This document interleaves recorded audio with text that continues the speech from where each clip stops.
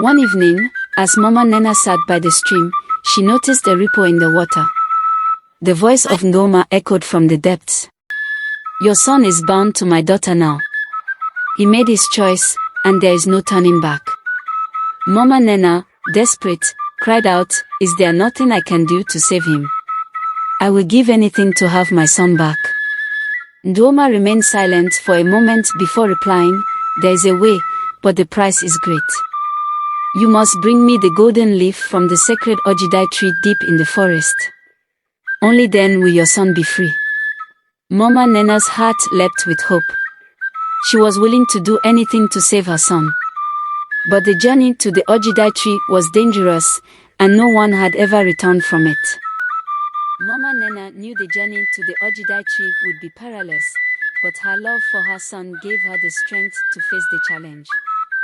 She prepared herself with food, water, and protective charms given by the village priest, Dike.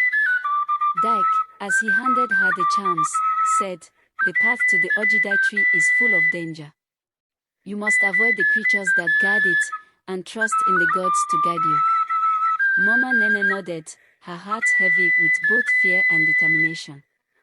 "I will not return without the golden leaf. My son's life depends on it." As she left the village, the villagers gathered to watch her go.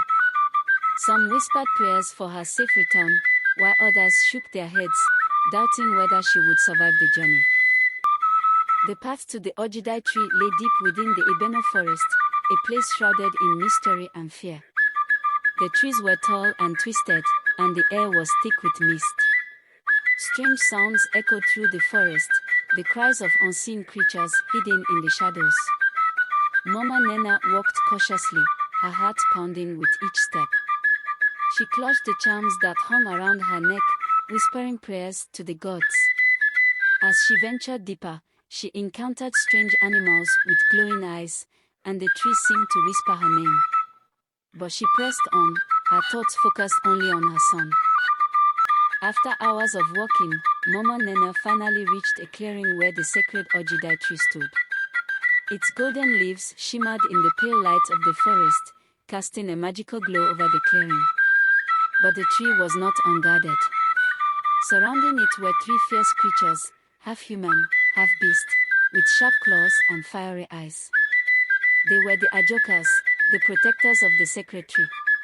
Ajoka 1, the largest of the three, growled as it stepped forward. "Who dares to enter the sacred grove?"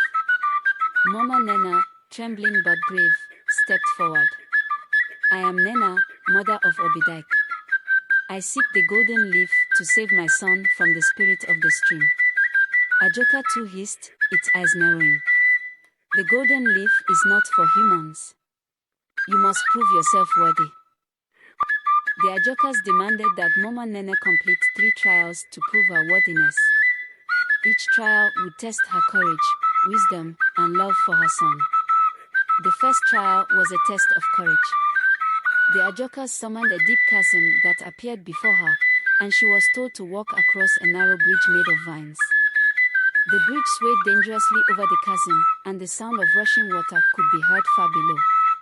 Mama Nnenna took a deep breath, remembering her son's face, and began to cross. With each step, the bridge creaked and groaned, but she moved forward with steady determination. When she finally reached the other side, the Ajokas nodded in approval. The second trial was a test of wisdom. The Ajokas placed 3 identical pots before Mama Nnenna, each filled with a different liquid. One contained water, one contained poison, and the third contained a magical elixir that could help her on her journey. Ajoka 1, you must choose wisely, for only one will aid you. Mama Nnenna thought carefully. She examined the pots, noticing a faint glow coming from one of them. Trusting her instincts, she chose the glowing pot, which contained the magical elixir. As she drank it, the Ajoka smiled, pleased with her choice. The elixir filled her with renewed strength and clarity of mind. The final trial was a test of love. The Ajokas conjured an illusion of Obidike standing before her, holding out his hand. But beside him was another figure, a small child, crying and lost in the forest. Ajoka too, you can only save one. Will you save your son, or will you save the innocent child?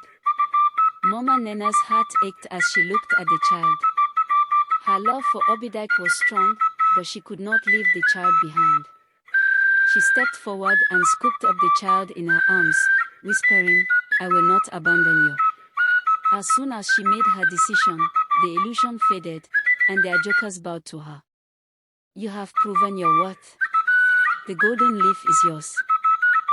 With the golden leaf in hand, Mama Nnenna began her journey back to the village. The forest seemed respected her bravery and love. The journey back was long, but Mama Nnenna's heart was light with hope. She had passed the test and earned the leaf that could save her son. As she neared the village, the people rushed to greet her, amazed that she had returned alive. They marveled at the shimmering golden leaf she carried and whispered among themselves about the strength of a mother's love. Mama Nnenna, accompanied by the village